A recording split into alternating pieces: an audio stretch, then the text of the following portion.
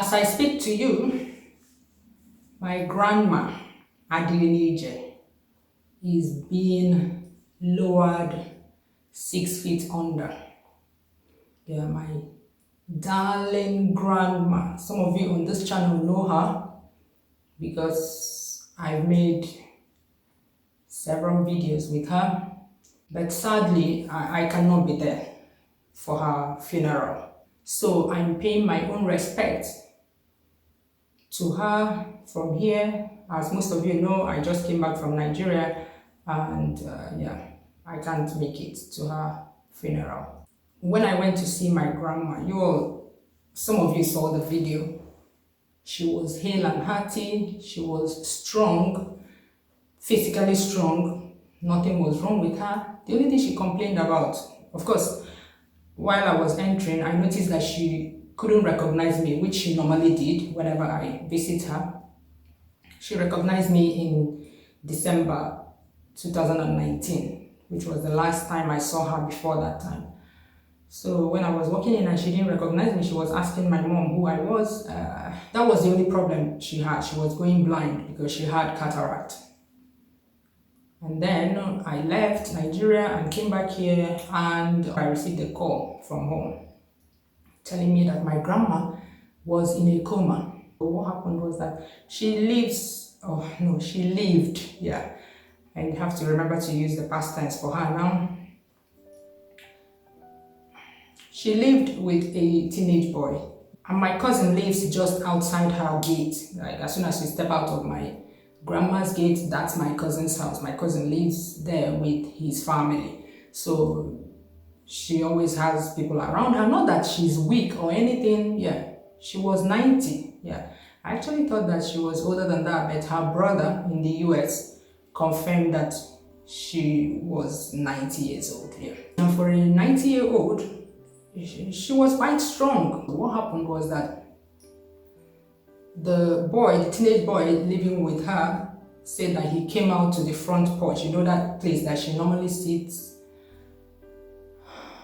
and saw her on the floor she wasn't moving or anything. So he ran out and called my cousin, and my cousin came in, checked her, and then my cousin started making calls, including calling my mom, and then they came and took her to the hospital. The next morning, they took her to Onitsha. In an ambulance, the hospital took her to Onitsha for an MRI and other scans, you know, to find out what happened to her. And they confirmed that she had a stroke. Yeah, no sign, no nothing. She didn't even make noise because the boy said that he was just at the backyard and he didn't hear her shout or anything. And there was a dent here, like a sign here that showed that she hit her head when she fell. So they confirmed she had a stroke, which made her fall down. Maybe it was the fall that made her go into a coma. No, I don't know. So while she was in coma, from time to time she would respond to stimulus, like someone calling her. She would try to see her moving her, trying to open her eyes. Sometimes she even opened her eyes. And the mention of her favorite things. I'll talk about her favorite things in a minute. At some point, she moved her hands. She would raise her hands a bit. In fact, there was hope. We had hope that she would recover from that coma, but that hope was lost on the 2nd of January this year when she passed away. Yeah, from there.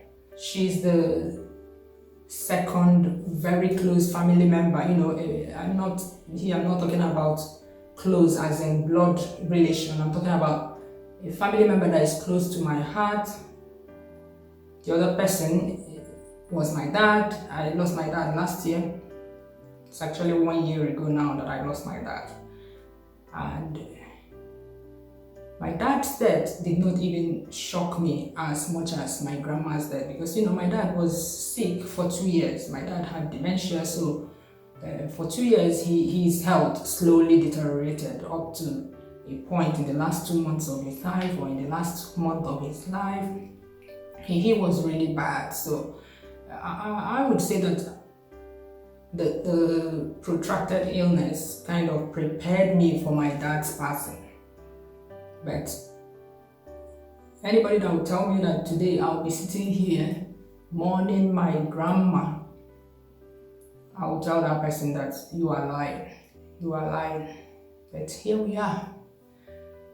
I've decided to mourn her in a shocking way, because the shock of her death, the shock of her passing has, for some reason, refused to leave me. Like, I'm still in shock. I don't know. Whenever I remember it, I'm like, yeah, she was 90, quite all right, yes, but she was strong. She was mentally, physically strong. Her reasoning is still top notch. Her jokes were still like when I was young. And that shocking thing I decided will be to shave my hair. My grandma was such a happy, go-lucky woman ever since I knew her. I call her my first mom. Like, I always joke around, even in one of the videos I did with my auntie, I was joking around that I would have been my grandma's last born. Yeah. But I went to my mom, yeah.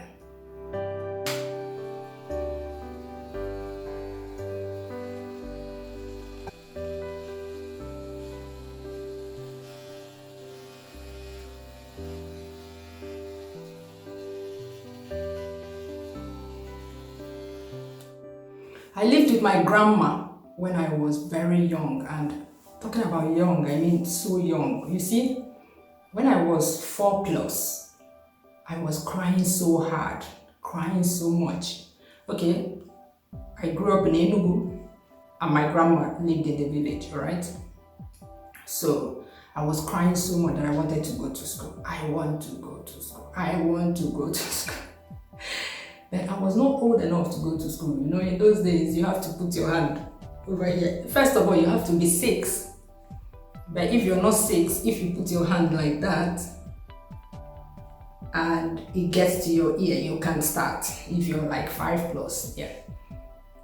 But neither happened to me. I was 4+, and my hands could not reach my ears, and I was crying so much that I would start school. I was crying so much, it was so much, I think I fell sick at some point, I don't know, but something made my parents take me back to the village, because you know, in the village, while in the city, they were like slowing you down. In the village, kids were being begged to come to school. So for someone to come and say, oh, I want to come to school, it was a welcome development, you know, something that the teachers and the heads of schools readily accepted. So that September, they took me home to the village to stay with my grandma. You know, this was a long time ago, in the 70s, yeah. So my grandma was still very young then, so young enough to take care of me, and my mom's sister was in the village as well with her. So it's not a matter of I was too young to stay with them. No, I was in safe hands. And then I started primary 1 in the village. I became so popular. My grandma, she had such a retentive memory. You see what I mean when I say that she was mentally sound at the time she died. Yeah, she has such retentive memory. You see something that happened in the 70s, she had to bring it up and narrated it with such accuracy. What in one of my videos, hopefully I'll put some of those videos in the description box for you to go and watch. And I was so popular in primary school in the village at that time, because then I remember vividly, primary 5 pupils would be asked a question, a maths question. It was always a maths question, or spelling, either maths or spelling. They were asked to spell some simple words, they couldn't spell it. My teacher then, because already my teacher in primary 1 was already talking about me, so the primary 5 teacher would be like, you people cannot solve this, you people cannot spell it. Do you know that there's a kid in primary 1 that can do this? And let me go and get her, and then they'll come and get me, and I'll come and solve it, or I'll come and spell it. And they will give me a cane to flog the pupils, the primary 5 pupils. I will refuse to flog them. It's tiny me, you can imagine, 4+, yeah, tiny me, being told to flog. And in those days, because people did not go to school on time. Some of them were already teenagers in primary 5, so big boys and girls. I'll flog them like gently, like then after school on the way back, they'll get cane from the bushes and flog the living daylights out of me. At some point, my grandma had to take me to school to protect me, because in those days, kids could go to school and come back on their own. Nothing was happening. The society wasn't as bad as it is today. So I lived with her for 1 term. And when my parents came back for Christmas, they took me back to Enugu because by then I was 5. By the next term, I will be 5. Yeah, I'm a January baby, so they said, okay, they can go and plead my case again. At least I'm 5 now. It's better to plead for a 5-year-old than a 4+year-old, okay? So that was the time, the first time I stayed with her. And then subsequently, every long vacation in Nigeria, what we call summer holidays, is long vacation between July and September. So every long vacation, my auntie, my brother, the 3 of us usually went to the village to stay with my grandma for the 3 months or so, 2 months, and we usually stay at home for a long vacation. So I got a lot closer to her during those years, and this was for a long time.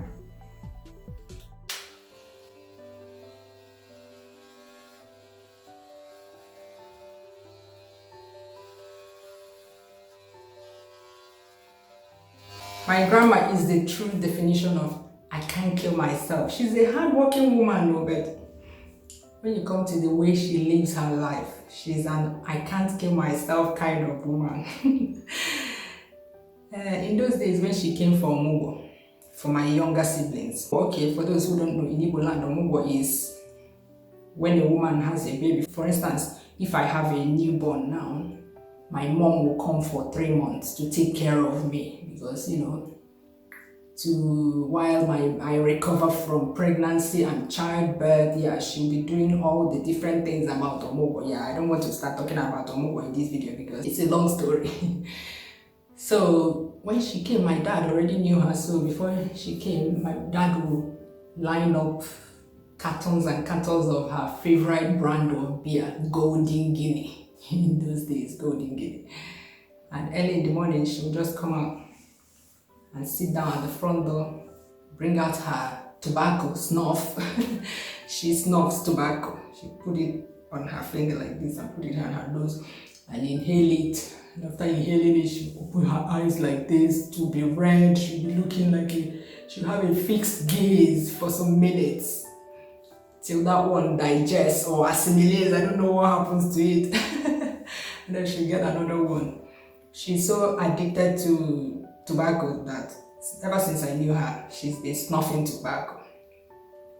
And in fact, when she was in coma, that's what I meant about her favorite thing. My auntie would say, Adighinije, wake up.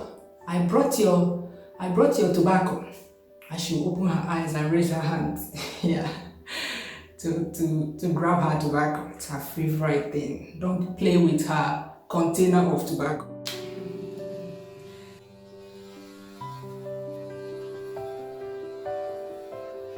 Don't you dare remove it from where she kept it, because she could go crazy while looking for it.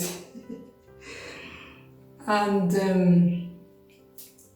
in that last video I did with her, my mom was telling me that she still went or goes? I don't even know which tense to use now. Yeah. My mom told me that she was still going. Yeah, that's the tense. She was still going to Afo Market in spite of her poor vision. And I was like, why would she? What does she know that she's buying there? Does she even recognize the notes? The currency notes. What does she go there? What was she going there to do and all that? My mom told me she would go there to greet her friends and buy tobacco, and of course I knew it. She would crawl to the market if she had to go and buy tobacco. So where was I? Yeah, she would snuff her tobacco early in the morning and drink her Golden Guinea early in the morning. She also drank schnapps, like hot drink, like her brain can accommodate all that alcohol, yes. There was even one video where she was drinking beer. I have several videos of her on my channel. She was the best of the best. Very active in the village, very active in the church. So active that she was nicknamed Adighinije. Adighinije means that if she is not in any event, if she's not in any gathering, if she's not in any project, maybe a project, that project will not work, it will not be successful. Yeah, she was a one-woman army. Yeah, very, I don't know the word, very revered woman, very respected. I can imagine the kind of crowd that will be there now for her funeral. I can't even imagine, yeah. Because, come on, Adighinije is gone. Adighinije is gone. She was active in whatever she did, yeah. So, as I was saying, during the Omugwo, I'll be saying these things as I remember them because there are a lot of sweet memories of her. After drinking that, she would go to bed. The person she came to do Omugwo for, that's my mom, would be doing everything. Of course, with the help of my auntie, and my auntie was living with us then. But sometimes my mom will ask her, Adighinije, Ogunwa ka anene do Omugwo, ka Ogunwa beli na mmadụ Omugwo, which translates to, Adighinije, are you the one that should be taking care of me? Or am I the one that should be taking care of her? Are you the one that gave birth? You know, something like that. Or did I give birth? Because the way she was being taken care of, you would think that she's the one that is in the Omugwo. Oh my God. Or is it her jokes, her quips, her mannerisms, certain expressions that were specific to her? The words and expressions she coined. When I first left Nigeria, due to the circumstances surrounding how I left Nigeria, it was a surprise to everybody. So I didn't even see her before I left. And in fact, she cried because she was like, they sold me. Like, she was crying, maybe they sold her favorite grandchild or something like that. But my mom explained to her and told her that don't worry, that they didn't sell her, that it's just a travel to another place, but that place is so far that you have to enter an aeroplane. So from then on, whenever an airplane passes over her house, she will start talking to the airplane and saying, take care of my daughter is inside you, you know, something like that. Hey, and whenever she sees me, she'll be like, hey, she will hug me, she will look me over and over like, you mean you entered Afon Nono is belly of a bird, like stomach of a bird. So you entered Afon Nono, where fell, where what that? I promise myself that I will not cry in this video, I'm telling you. So whenever I'm laughing anyhow, yeah, I'm just trying to counter the emotions that are going on, like trying to erupt in me.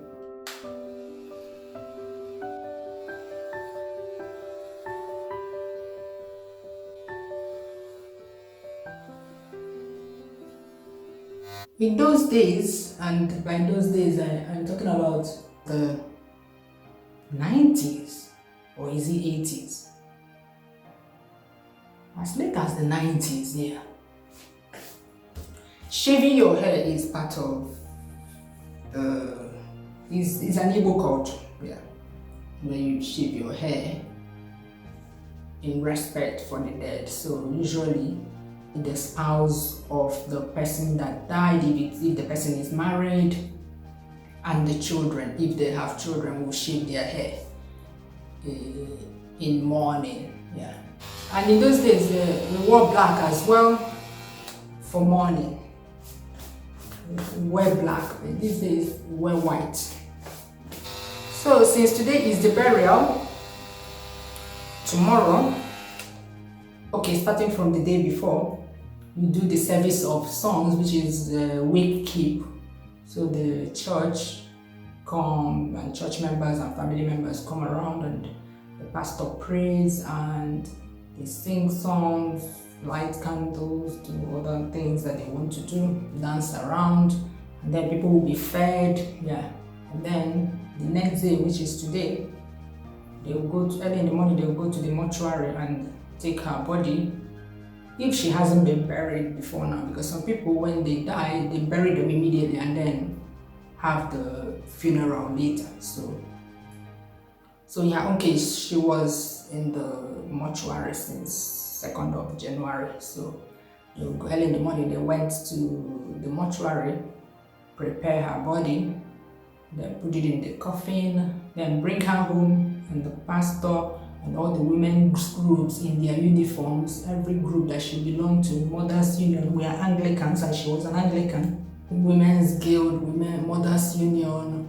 all the different groups, even she was crowned, crowned, right? Ezinne is like the highest honor that can be given to a female in the church, where I come from, in the Anglican church. So she was an Ezinne, so that group as well will be there.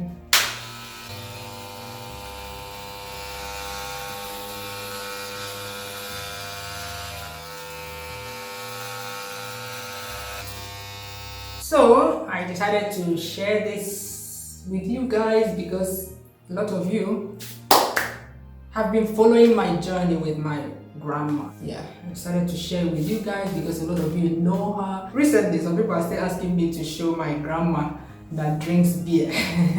But she has passed on, sadly. I also want to share this so that tomorrow, if you see me with, I know sometimes I'll wear a wig, but so that if you see me with my gorimapa, you will not be asking me what happened. May the soul of Adighinije, my darling grandma, I know that her soul is resting in peace. Just that she left too suddenly. May her soul rest in peace. Bye.